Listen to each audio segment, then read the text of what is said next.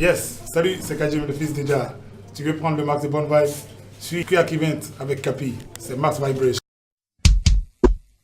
Spécialement dédié à tous ceux qui ont été une fois accusés à tort. Honneur et gloire à Sa Majesté impériale Haïlé Sélassié, roi des rois, lion conquérant de la tribu de Juda. Jah, Rastafari de la Sahara.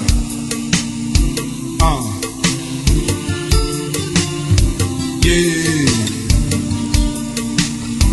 Oh. Yeah. Yeah, man. Yeah, yeah, mo. Yeah, yeah, mo. Yeah, yeah, mo.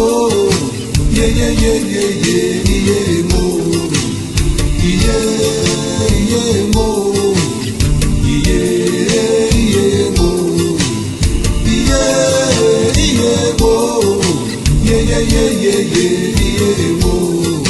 Makajike waze twanu mai, mandimambi waze nyake minambo meu. Makajike nya waze twanu mai, mandimambi waze nyake minambo meu. Ikepe ni miduma batama oyo, ikepa ni miduma batama oke, ikepe ni miduma batama o. Isan bon sensier ya ki blama ewa o. Iye iye mo, iye iye mo, iye iye mo, ye ye ye ye ye iye mo. Ngando yo miduma wono, ngama yo ma o miduma wono. Makajike nya wosefa no mae, mandimambe wose nyake minambo mwe Ikepe ni miduma batama oyo, ikepa ni miduma batama oge, ikepe ni miduma batama o. Anyama mwe amugama ewa o. Na na na na na, yeah. Na na na na na. Oh, let me say, oh yeah. Na na na na na. Yeah, man. Yeah.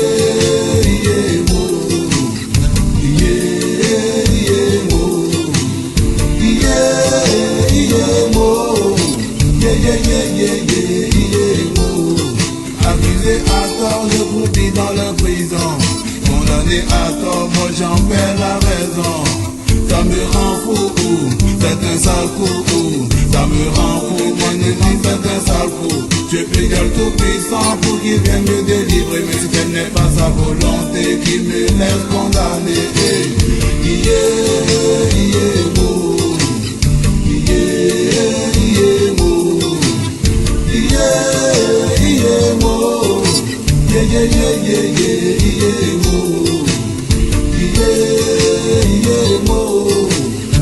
Yeah, yeah, mo. Yeah, yeah, mo. Yeah, yeah, yeah, yeah, yeah, yeah, mo.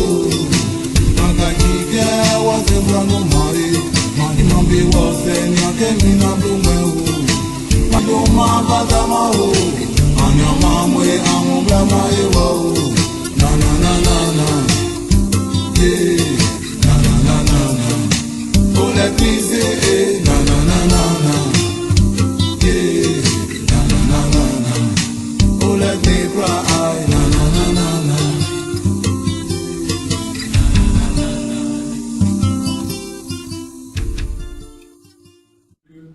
Les gens de remettre le livre au centre de l'attention. Mais maintenant, il y a beaucoup de questions qui se posent aujourd'hui autour de ces nouvelles technologies-là. À la base, Internet a été créé pour rapprocher les gens. Mais on voit les gens aujourd'hui qui ont des amis aux quatre coins du monde, ils sont en Côte d'Ivoire, ils ont des amis à Moscou, à Tokyo. Mais il y a leurs voisins qui meurent dans la chambre d'à côté, ils ne sont pas au courant. Donc moi, je m'interroge, est-ce que Internet nous rapproche autant les gens? J'ai des amis qui habitent à Abidjan, que je n'ai pas vu il y a 4 ans, avec qui je parle tous les jours sur Internet. Ça me donne l'illusion de les voir, alors que je ne les vois pas. Quand quelqu'un habite au Bourgon qui travaille à Vidi, moi j'habite à la 8e tranche, les chances pour qu'on se voit Surtout que c'est quelqu'un qui travaille, par exemple, jusqu'au samedi et que le dimanche, c'est la seule journée qu'il a pour se reposer et pour voir sa famille. On se voit quand.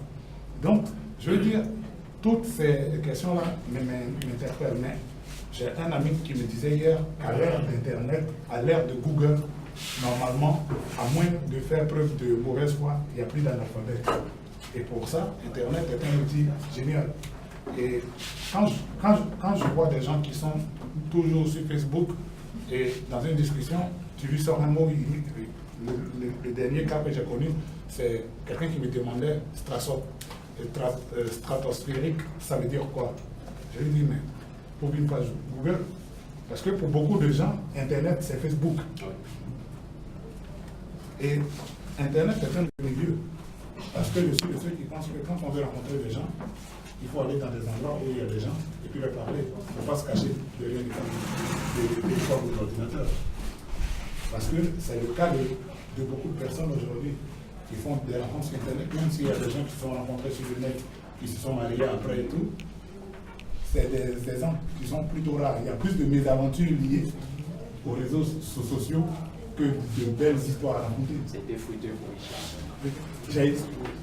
j'ai été de ceux qui ont commencé à écrire par la poésie. Et c'est à défaut de publier mes œuvres que j'ai commencé à les mettre en chanson d'intérieur. Mais la plus difficile, non seulement à réaliser, mais aussi la plus difficile à faire accepter, raconter des historiettes par un recueil de nouvelles. Si moi j'ai choisi de commencer ma carrière littéraire par un recueil de nouvelles, c'est parce que pour moi, c'est la façon la plus facile d'entrer dans le monde de la littérature. C'est des histoires qui sont indépendantes les unes des autres, qui sont plus faciles à lire. Mais la poésie, c'est vraiment un art très difficile. Et je ne veux pas faire injure à nos populations, mais faire des rimes au pays des analphabètes, ce n'est pas la chose la plus simple à faire. Donc, je continue à écrire des poèmes. Je vais sûrement publier un recueil de poèmes dans 2-3 ans, parce qu'actuellement, je travaille à la fois sur un roman et sur un recueil de nouvelles.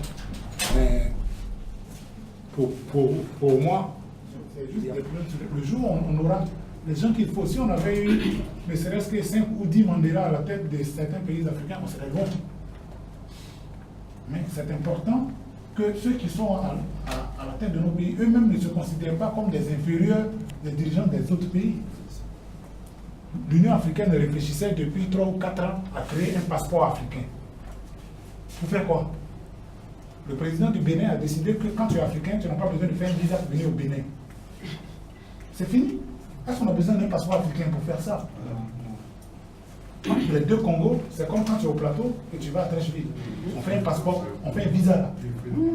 Ça, c'est les Blancs qui nous obligent à faire ça. Non. Pour y aller, pour 300 000 francs pour la Paris. Je devais jouer à Djibouti, j'étais à Genève, j'ai fait Genève-Paris en 1 heure, j'ai pris un vol direct pour aller à Djibouti. Les amis qui venaient de Dakar ont fait 5 jours en route. À la fin, on leur disait, vous avez dit, nous rejoindre à Paris, on aurait pris le vol direct, ils sont partis. Ils sont sur le continent, ils font 5 jours pour arriver. Donc, c'est une façon de dire que c'est super important que les gens eux-mêmes n'attendent pas que les alouettes leur tombent tout au rôti du ciel. Ça n'arrivera pas. Qui a intérêt que l'Afrique se développe? Même nos dirigeants, je ne suis pas convaincu qu'ils veuillent cela. Parce que la misère de l'Afrique, la pseudo-misère, c'est ça qu'ils vont exhiber pour prendre des aides pour venir acheter les voitures dans lesquelles ils roulent là. Tu vas dans un pays comme la Suède, le Premier ministre n'a pas de voiture de service. Corruption. C'est édicter les règles, en faire la plus large publication possible, dit que les premiers contrevenants vont être punis, et quand ça arrive, les punir, qui qu'ils soient. Même si c'est les membres de ta famille, tu les punis, ça va faire peur à tout le monde. Ce qui fait qu'en Europe, quand un artiste, par exemple, grille le feu ou fraude au niveau des impôts, on en fait la plus large diffusion, c'est pour faire peur au commun des mortels, pour qu'ils se disent, c'est lui qui a connu là, on fait ça, et nous autres là. Voilà. Mais chez nous ici, plus tu as connu, c'est moins. C'est un moment intense que nous sommes en train de vivre avec Kadim, qui est un ancien de Turc, le petit garçon qui pénètre à parler. Alors il partage dans cette œuvre-là beaucoup de leçons. Les personnes qui sont stigmatisées dans la société trouvent en lisant cette œuvre-là une raison d'espérer, une raison de persévérer.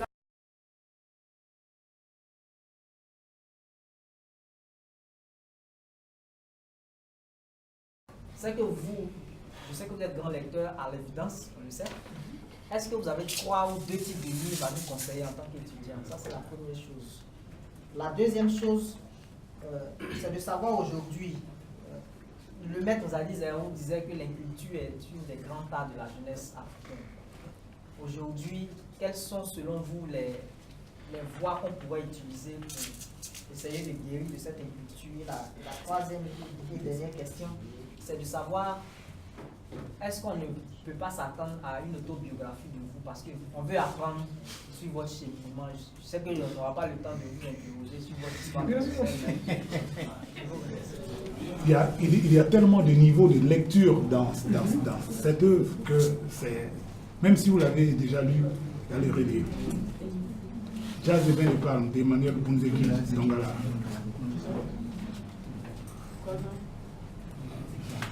Et puis, je vais vous conseiller un livre de mon auteur préféré, qui est finlandais. Il s'appelle Arto Pasilina. Arto, A-R-T-O. Pasilina, c'est P-2-A-S-I-L-I-N-A. Cantique pour une apocalypse joyeuse. Beaucoup de gens ne le savent pas, mais les meilleurs écrivains, pour moi, en tout cas, sont ou africains ou latino-américains. C'est clair. Et parce que sur ces deux continents-là, les gens ont eu la chance et la possibilité de prendre des éléments de leur culture pour apporter, pour enrichir la culture. Il y a aussi les écrivains russes qui sont très très bons. Malheureusement, il y a très peu qui sont traduits et qui sont promus sur nous. Maintenant, quand on parle de la culture, vous savez, de la même façon que nos enseignants s'échinent à enseigner des choses dans nos lycées et universités, il y a des gens qui chaque jour aussi réfléchissent à comment maintenir les gens dans l'inculture. Ça dit comme ça semble une blague, mais les gens travaillent à ça. Il y a des cellules des pays développés qui travaillent à comment maintenir leur domination. Et ça passe par maintenir un certain nombre de populations dans le statut dans lequel elles sont actuellement. On est en Côte d'Ivoire. Le monde le sait aujourd'hui. Dans n'importe quelle guerre, la première arme, c'est l'information. Peut-être que à l'échelle de la Côte d'Ivoire, c'est trop difficile de construire quelque chose du niveau de RFI. Mais pourquoi la CEDEAO, pourquoi l'Union africaine ne pense pas se doter d'un... Quand j'entends les Africains dire que RFI montre trop, mais RFI, pour ceux qui ne le savent pas, n'est pas relié au ministère de la communication, c'est lié au ministère de la coopération. RFI, c'est une arme de guerre. RFI, c'est une arme de guerre. Ils n'ont pas fait ça pour essayer de trop la radio. Pas pour jouer des poupées décalées. Voilà. Donc, il ne faut pas venir te plaindre que sur ma radio, on joue trop de reggae. Toi, tu sais qui a créé la radio.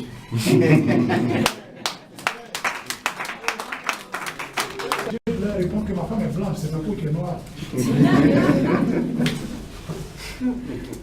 Mais parce que l'Africain pense qu'avoir une peau blanche, ça va le rendre moins noir, donc supérieur aux autres noirs.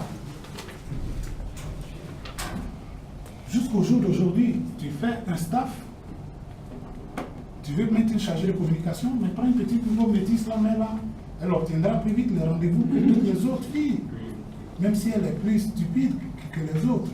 Parce que le colon a fait ce travail-là. L'Africain lui-même pense que l'homme qui est clair de peau là, est mieux que lui. Il y a des gens qui le disent sans savoir que lui, il a choisi une go claire. Comme ça, il n'a pas besoin de lumière dans sa maison. Après, le même gars va venir te dire que les filles se décapent la peau là. Vraiment, ils ne savent pas ce qui se passe dans leur tête. Mais c'est ce que tu dis tous les jours là qui les conditionne. Tu les conditionnes avec ça. Les blancs bronzent pour devenir comme nous, pour devenir noirs. Les seuls sur cette planète qui ont ce qu'il faut dans la peau. Moi, je suis de ceux qui croient aux despotes éclairés. Le jour où on aura le gars qui faut à la tête, parce que les problèmes qu'on a là, c'est des petits problèmes. Nous, on n'a pas de problème de moyens. On a des problèmes qui sont structurels. Les autres n'ont pas de ressources. Le Japon n'a pas de terre, n'a pas de ressources, mais il se développe. Nous, on a toutes les ressources. C'est juste un problème.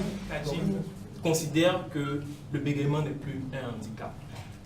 La plupart de mes amis qui présentent cette difficulté langagière donneraient tout pour ne plus bégayer. Pour, comment dire ça, je vais dire, pour éviter ce regard-là que la société leur porte, hein, pour se départir de cette gêne-là. Est-ce qu'aujourd'hui, Kajim, qui a les moyens, à mon sens, de suivre une thérapie, considère que ce n'est pas nécessaire et que ce bégaiement-là, il devrait continuer à vivre avec? Kajim combat pour l'oralité dans sa musique.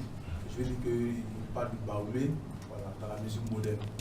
Alors moi, je classe M. Kajim de sérieux. Alors quel est le génie de Kajim? On parle de quelqu'un qui n'aimait pas Internet, mais combien sont les gens qui parlent de choses qu'ils ne connaissent pas en réalité? Moi, je me plaignais, quand je suis revenu en 2002 de Genève, j'avais rapporté une console de jeu à mes petits frères.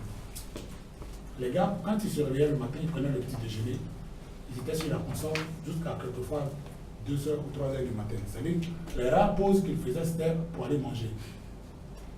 Et ça m'énervait, mais à un point que vous ne pouvez même pas imaginer. Moi, je me disais... Si elle était 200% réglée, je suis vraiment fier. Bon, moi, j'aimerais savoir, c'est vrai, j'aimerais comprendre, j'aimerais avoir aussi votre point de vue. C'est vrai, il y a les acteurs politiques, il y a certains acteurs de d'autres systèmes, il y a les journalistes, tout ça. Chacun joue son rôle à son niveau, c'est vrai. Le plus souvent, comme c'est eux qui sont devant, on a la lassitude ou bien on a le long champ de pouvoir les infiltrer, de pouvoir mieux c'est eux qui sont aussi devant. Je voudrais dire que aussi chacun devait jouer son rôle. Maintenant, j'aimerais savoir sur un thème bien important, un thème original aujourd'hui, qui est les clandestins qui vont en Europe par la Méditerranée, qui meurent. J'aimerais savoir, est-ce que la musique reggae par laquelle vous faites, est-ce que les reggaeman, qu'est-ce que vous pouvez apporter là comme solution et autres? Vu qu'aujourd'hui, quand on regarde, quand on écoute un reggaeman, on a comme l'impression que vraiment ce n'est plus ces choses-là qu'il fait, c'est autre chose. Ce n'est plus la musique reggae, en tout cas vraiment c'est plus... Est-ce qu'elle ne peut pas aussi parler de ces thèmes-là, voilà, qui sont vraiment d'actualité, le terrorisme, qu'on appelle ça, la clandestinité, toutes ces choses-là. Voici. Déplacer le chef du village et lui dire que sa poule a perdu son village. Les étudiants, on dira désormais que l'éducateur du chef du village lui dit que les étudiants ont besoin de connaissances, ça sera encore plus final. Et puis je voulais poser ma question, mais lui il a déjà bouché dans le champ. On aurait qu'un communicateur, celui qui a tout quelque chose à dire, quand il arrive.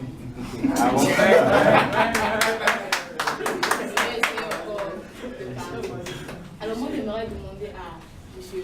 les romans et autres, sachant qu'il y a des œuvres qui permettent de vivre notre esprit comme les livres de développement personnel. C'était là ma question.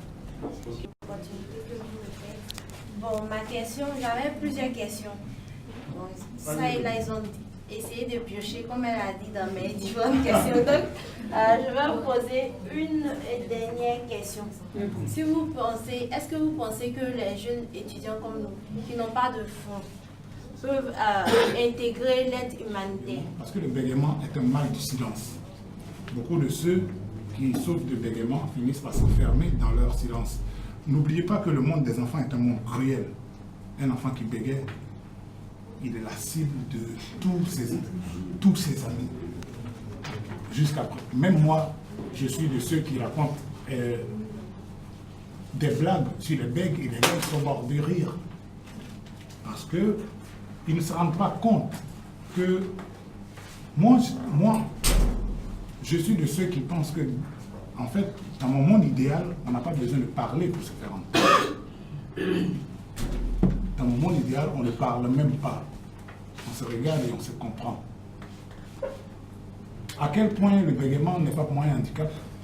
Il y avait une fille qui était en anglais ici, du temps où j'étais à la fac, qui était amoureuse de moi parce qu'elle aimait la façon dont je butais sur les mots. Une de celles qui m'ont aidé le plus à me décomplexer. Ok?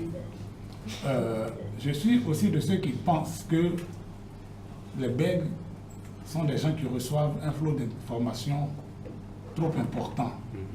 Du coup, les mots pour sortir s'entrechoquent. Et quand je vous dis que pour moi, ce n'était pas un handicap, quand j'ai écrit Le petit garçon qui venait à parler, j'ai un ami qui a posé une question, mais en tout point semblable à la tienne, qui m'a dit, maintenant que toi-même tu en parles, moi je suis à l'aise pour en parler. Tu parles du mal que toi, qu'on les bègue à exprimer les choses, mais est-ce que tu as déjà imaginé ce que moi, par exemple, j'ai ressenti, ce que tous les gens qui ont fait l'école avec toi ont ressenti, quand on était assis dans une classe de 40 élèves, et que le seul qui connaissait les réponses, c'est celui qui ne pouvait pas parler, et que nous, on était réduits à attendre que tu arrives à sortir Toi, tu te sentais mal de ne pas arriver à parler, mais et nous qui pouvions parler, mais qui n'avions rien dit. Tu vois, sans aussi de dire aux gens de relativiser la question des clandestins. Sur l'album que j'ai fait en 2008, l'album qui a intérêt, il y a une chanson qui s'intitule Spectateur du désespoir. Parce que je suis de ceux qui pensent que depuis près de 20 ans, voire un peu plus, la jeunesse africaine va se suicider dans le détroit de Gibraltar. Et les seuls qui s'en inquiètent sont les dirigeants européens. Nos dirigeants ne voyaient pas ou refusaient de voir ce qui se passe. Moi, quand j'entends parler de lutte contre le terrorisme, tout ça, je rigole. Parce que le courage qu'il faut pour monter sur une barque est plus que ce qu'il faut pour prendre une calache et tirer dans un supermarché. Donc le jour où ces gens qui vont monter sur les barques là seront récupérés par des djihadistes, on va passer à autre chose sur le continent. Le jour, la vote ne vaut plus rien du tout. Et la plupart de ceux qui vont faire ça, c'est des gens qui n'ont plus d'espoir. Aujourd'hui, qui peut dire qu'il ne sait pas ce qui se passe là? Nos dirigeants ne peuvent pas dire qu'ils ne savent pas. Les candidats à l'immigration, dans ces conditions-là, ne peuvent pas dire qu'ils ne savent pas. Mais c'est comme si l'appel était trop fort. Quand quelqu'un est convaincu qu'il n'y a plus d'espoir pour lui sur sa terre, il fait quoi? Aujourd'hui, les Africains sont les seuls sur cette planète à ne pas pouvoir voyager librement. Un Européen, sans faire de visa, peut prendre son passeport, arriver à un aéroport et aller dans 177 pays différents. Un Français veut venir ici, il prend l'avion, c'est arrivé à l'aéroport ici, il paye le visa, puis il rentre. Il n'a pas besoin. Un Africain est obligé de préparer son voyage au minimum 3 mois avant. Voilà. Donc, je veux dire, il y a beaucoup de facteurs, mais en même temps, on est en train d'instiller le désespoir dans la tête des gens. Depuis janvier, je prends mon régisseur comme témoin, on a perdu 11 dates de concerts sponsorisées à cause des 2 mutineries. C'est un manque à gagner qui va entre 30 et 40 millions de francs CFA. Pour une grosse entreprise, c'est rien, mais pour un petit entrepreneur comme moi, c'est beaucoup. Quand il y a une mutinerie, on ne pense pas à tous les gens, tous les petites PME, tous les gens qui perdent tout. Donc, à un moment donné, il y a des gens qui se disent, ne serait-ce qu'aller à un endroit où, quand il se réveille le matin, il n'y a personne qui a pris sa mitraillette pour tirer une rafale. Lui, il préfère ça, même si c'est dur là-bas. Moi, je suis de ceux qui encouragent les gens à voyager. Pas dans ces conditions-là. Parce que les voyages ouvrent l'esprit. Il y a des voyages qui valent des années d'études. Mais on ne peut pas aller dans ces conditions-là. Il y a des gens qui ont peut-être rien. Mais quand tu entends que des gens ont mis 8 000 € dans les mains de passeurs, 8 000 €, ça fait combien? Ça aurait pu entreprendre quelque chose ici. On a des associations pour tout, sauf pour créer ensemble. Il y a l'association des jeunes du quartier, là on organise des sorties à la plage. Pourquoi on ne s'associe pas pour créer? Il y a cet état d'esprit-là à faire. Maintenant, concernant le rôle du reggae, je ne connais pas de chanteur de reggae significatif qui n'a pas abordé ce thème-là. Le problème du reggae chez nous, c'est que les gens entretiennent avec le reggae les rapports qui sont semblables à ceux qu'ils entretiennent avec une prostituée. Ils sont bien contents d'aller là-bas, mais ils ne veulent pas qu'on les voit avec. Tous nos politiciens, quand ils étaient dans l'opposition, ont fait des campagnes avec le reggae. Quand ils viennent au pouvoir, ils jouent plus de reggae chez nous. On a un pays connu pour son reggae. Mais c'est peut-être le pays où il n'y a pas de reggae à la télé en réalité. 100% reggae, c'est tout récent même. Vous n'imaginez même pas les batailles au quotidien. Le nombre de fois où on a tranché dans l'émission censurée, coupé des parties pour avoir dit des choses que je trouve totalement... voilà. Donc, je veux dire, le chanteur de reggae, il fera toujours son travail. En tout cas, ceux qui refusent de se faire acheter. Parce qu'il ne faut pas oublier qu'on n'a pas la même résistance face à la faim. Quand je parle de faim, c'est même pas celle-là. Voilà. Donc, il y a des gens qui préfèrent donner à un moment donné, voilà, et on dit que chacun a son prix. Donc, quand le prix de certains arrive là, mais je pense que le reggae fait son travail, mais le reggae à lui seul ne peut pas le faire. C'est un travail que toute notre société doit faire. Voilà. Et les gens sont alimentés par les images que nos frères qui sont en Europe leur envoient. Le gars qui dort sous un pont à Paris préfère aller acheter des habits en solde, faire des photos pour mettre sur Facebook pour faire croire que ça baigne pour lui. Le gars qui était avec lui il y a 2 ans ici, quand il voit ça, il se dit, mais si lui est devenu comme ça, il faut que moi j'y aille aussi. Voilà, c'est ça. Maintenant, pour ce qui est de la néo-oralité, c'est vrai que moi je suis né à Abidjan et j'ai eu la chance d'être dans une famille où on parlait baoulé. Mais quand on est arrivé à l'université, on a eu la chance. Je pense que c'est un exemple unique au monde d'un groupe de musique qui a eu l'apport de 2 universitaires de premier plan. On a eu le professeur Nyangouran Porquet, le créateur de la criotique, et le professeur Nyangouran Bois, qui a créé l'anthropologie, la science de l'anglais. Pour nous, plus que des guides, ça a été des pères. Le professeur Nyangouran Porquet, par exemple, quand il a su que j'étais en espagnol, il m'a dit, apparemment tu parles bien espagnol. Je dis oui, depuis le lycée. Il dit bon, il faut que tu parles baoulé au moins au même niveau que ça. Donc il a envoyé chacun de nous dans sa région.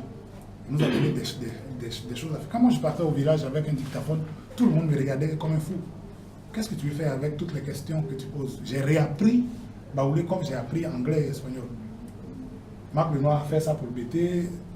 Soro a fait ça pour le Sénéfo. Chacun est allé dans sa région pour faire le travail et le ramener pour le mouvement. Parce que notre mouvement se voulait panafricain et c'était un mouvement d'essence africaniste à la base. Donc pour nous, il était important que la culture africaine prime. On voulait même faire des choses qui étaient extraordinaires. Par exemple, dans le rap, et dans le reggae, on chante sur des rythmiques qui ne signifient rien.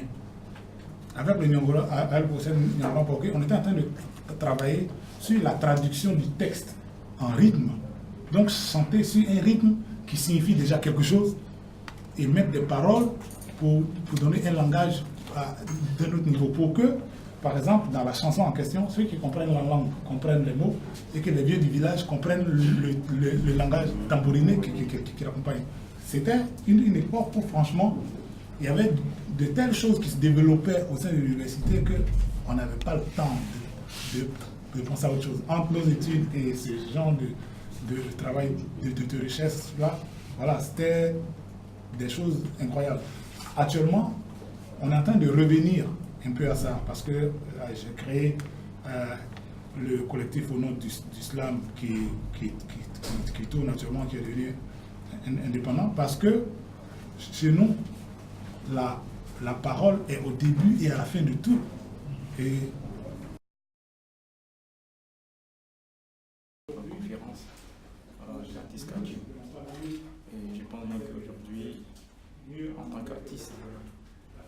faire un point dans la littérature et nous a, de façon brève, il a présenté son ouvrage, il a présenté son œuvre. En tout cas, nous disons merci au grand frère Kadim, merci au CAC, surtout merci au club littérature qui fait des efforts dans ce sens-là, parce que c'est pas aisé avoir le grand frère Kadim ce jour, surtout un mardi, vraiment au regard de son programme, il a fait un effort. Et nous sommes heureux, messieurs. Nature de l'amas cosmique, nature du substrat et l'être pensant, nature de l'être ondoyant, nature humaine, qu'es-tu devenu? Je suis devenu la nature de toutes les dérives humaines. Je suis devenu la nature qui met en état d'éveil tout ce qui sont de l'hostilité. Ma liturgie est celle qui quitte à la monstruosité. Nature du spectre des écritures saintes, nature de l'espèce de l'univers intelligible et intangible, nature de la catégorie des lettres élevée à la dimension des lettres transcendantes, nature du purgatoire des actes ostentatoires, nature de l'écho du postulat oratoire, nature de l'hégémonie humaine aussi péremptoire, nature humaine, qu'es-tu devenu? J'ai pris la peau d'homme animal pour susciter les souffrances humaines. Le magma d'impureté enfui en mon être commence à répondre à la mélodie des carnages. Je pleure nature humaine et médite, voyez par ta dénature, qu'es-tu devenu donc? Vive de la colère. Les intentions les plus sensibles s'harmonisent avec les mésaventures humaines. Je m'enorgueillis au travers des troubles indésirables que j'ai créés en l'homme.